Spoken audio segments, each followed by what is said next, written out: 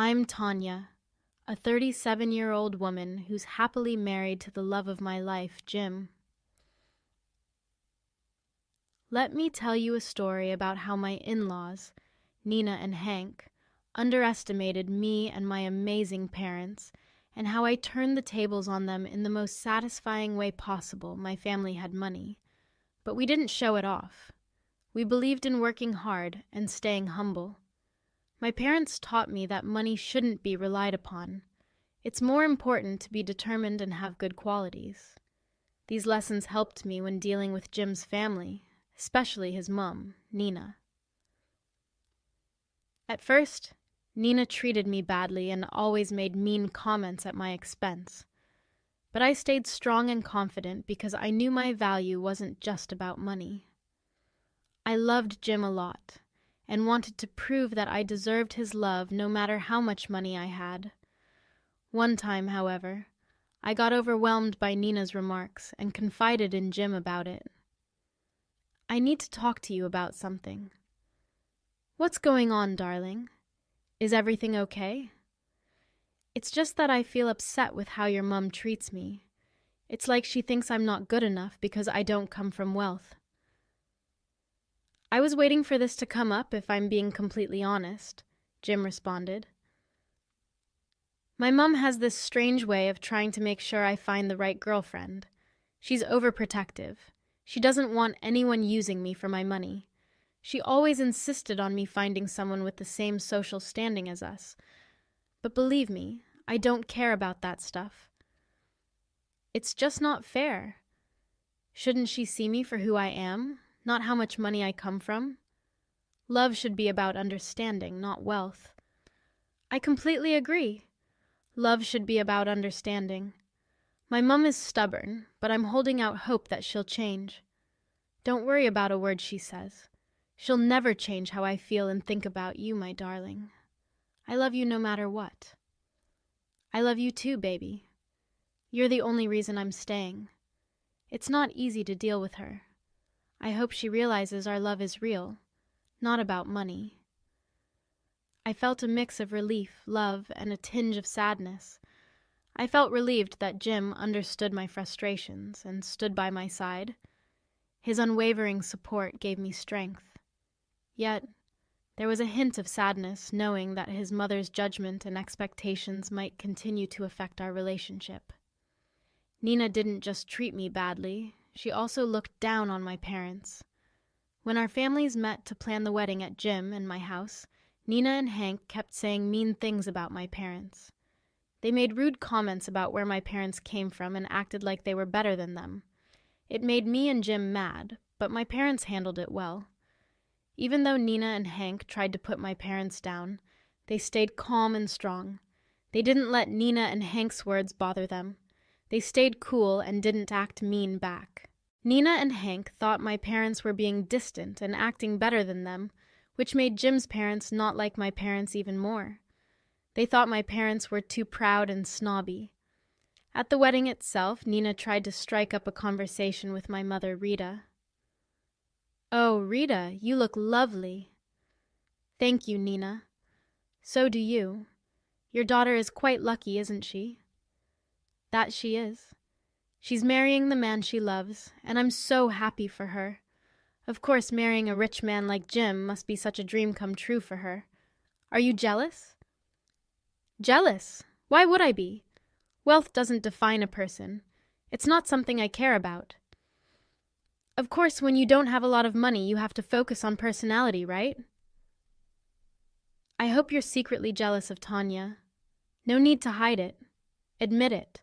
I won't tell anyone, I promise." "I have no reason to be jealous, Nina. What matters to me is that my daughter is marrying a man who will always stand by her side, even if it's against his disrespectful parents. That's something to be proud of. Now, if you'll excuse me, I have other things to attend to." Nina felt shocked and embarrassed as Rita confidently walked away, leaving her at a loss for words. This encounter only deepened Nina's resentment towards Rita, fueling her dislike for Tanya's mother even more. After we got married, I decided to tell Jim about my family's wealth. I was nervous about how he would react, so I sat him down one night and told him about everything. Okay, darling. Why so serious?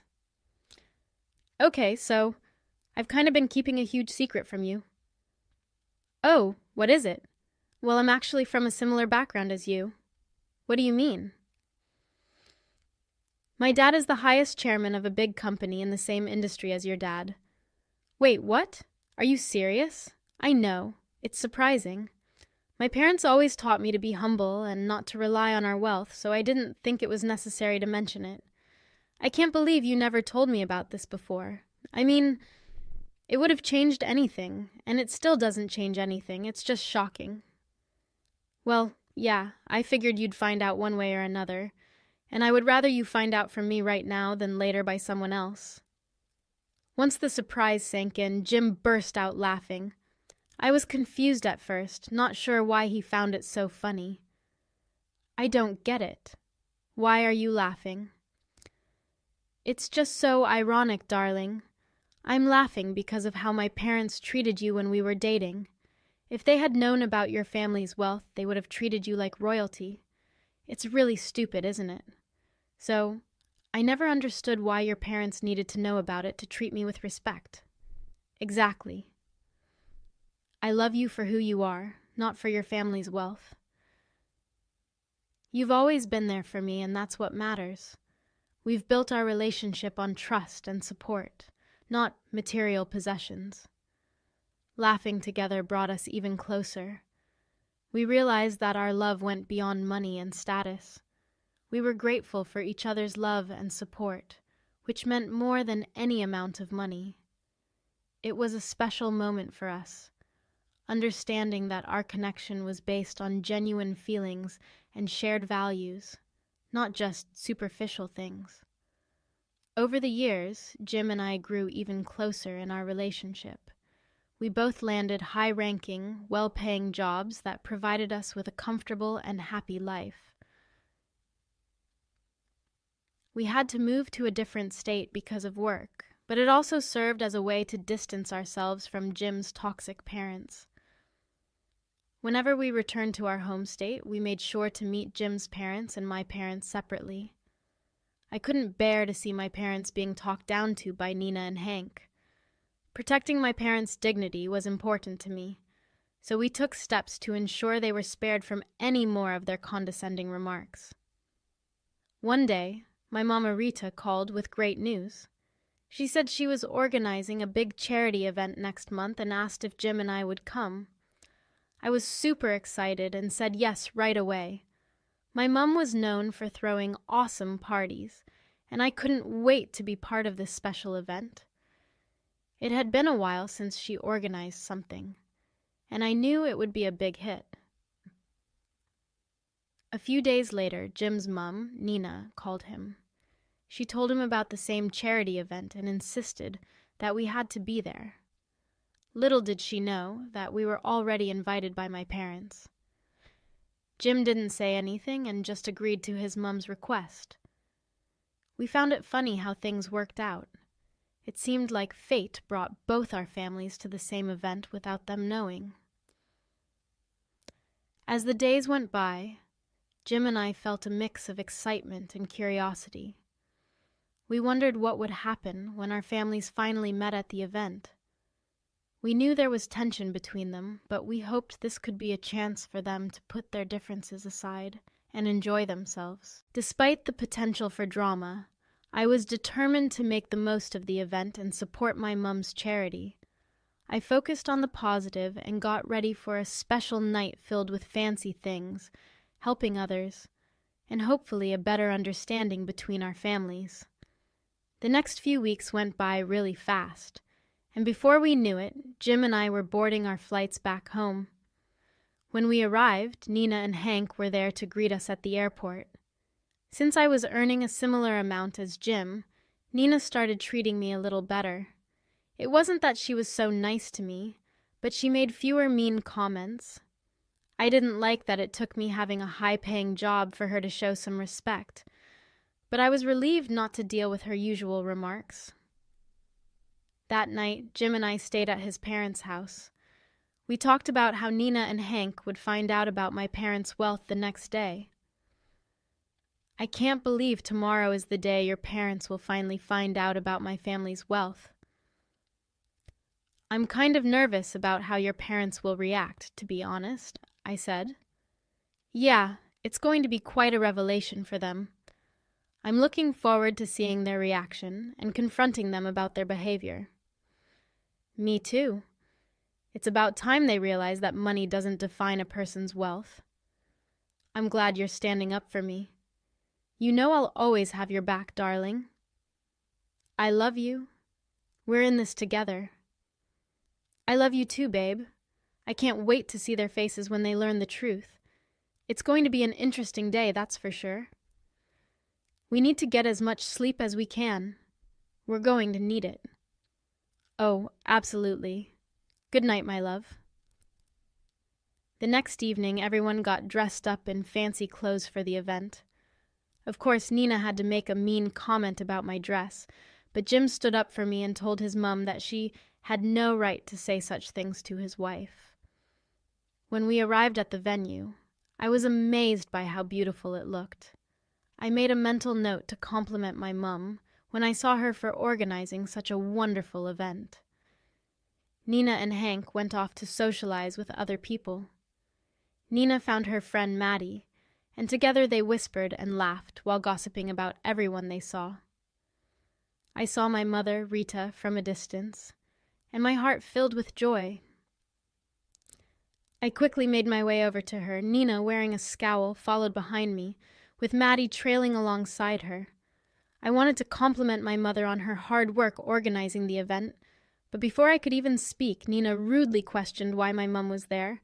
"What are you doing here, Rita? This event is only for rich people. Well, I am part of the organizing team for this event.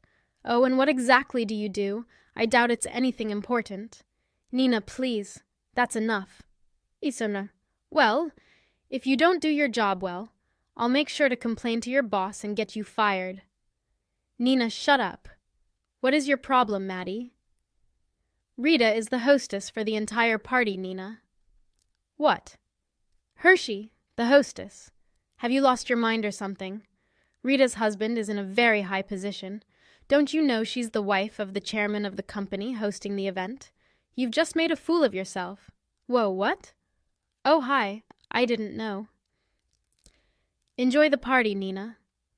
I couldn't help but feel an overwhelming sense of satisfaction as I witnessed Nina's shock. Without saying a word, I left my mum feeling victorious and content.